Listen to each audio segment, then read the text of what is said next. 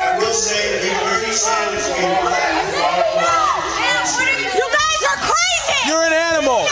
Get a job!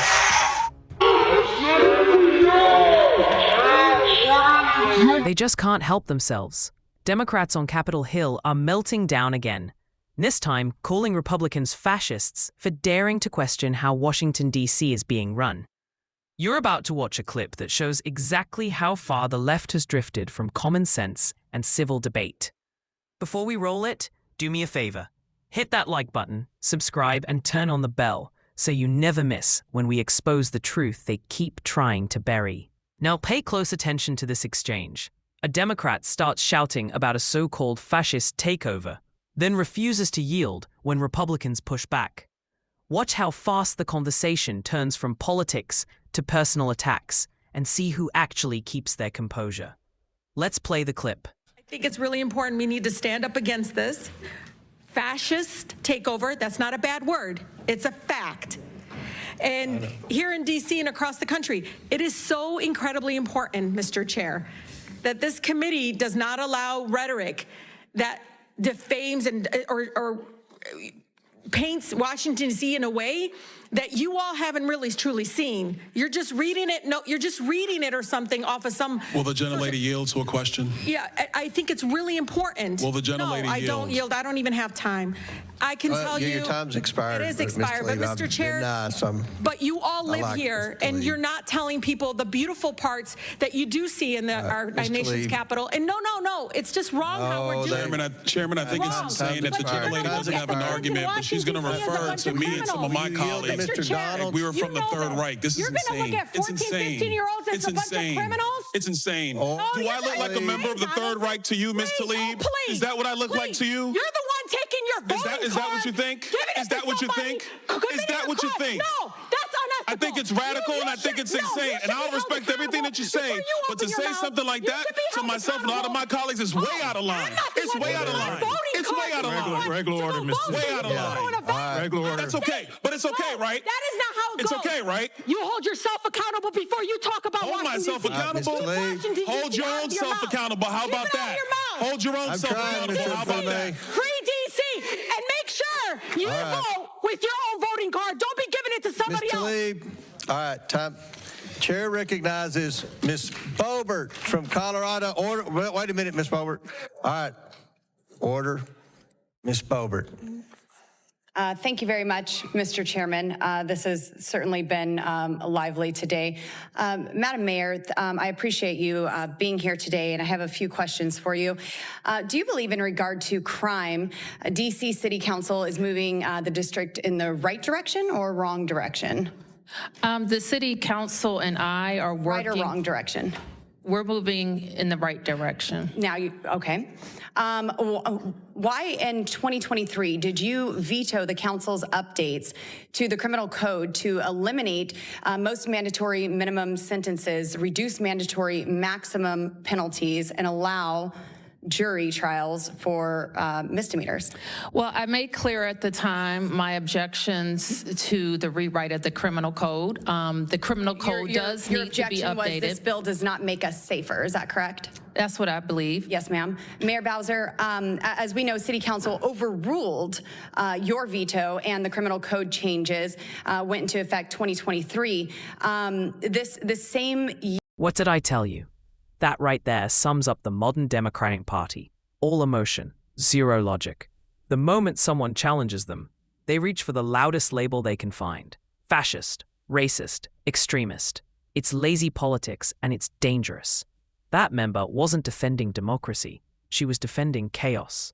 When she said Republicans are trying to take over D.C., what she really meant is that she doesn't want anyone questioning how badly the city has been managed. Because let's be honest, D.C. is falling apart under liberal leadership. Crime is through the roof, businesses are leaving, and families don't even feel safe walking at night. But instead of fixing that, Democrats cry fascism to distract from their failures. And that Nazi comparison?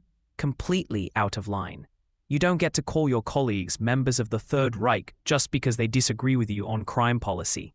That's not courage, that's hysteria. The Republican who pushed back had every right to call it insane. Because it is insane. Then came the best part, Lauren Boebert stepping in like an adult in the room. She calmly asked DC Mayor Muriel Bowser the real question. Why would you veto a bill that reduces penalties for violent offenders? And you heard it yourself. Bowser admitted the new criminal code doesn't make the city safer. But her own council overruled her veto anyway. They literally made it easier for criminals to walk free. That's the pattern we keep seeing. The left sides with lawbreakers over law enforcement, criminals over citizens, politics over people. They call it reform. But what it really does is destroy accountability and public safety. Here's the thing. These people don't care about truth. They care about control. They throw around words like fascist to shame you into silence, because if you stop talking, they win. But conservatives aren't backing down. We're standing up for law and order, for free speech, and for a government that actually protects its people instead of coddling criminals.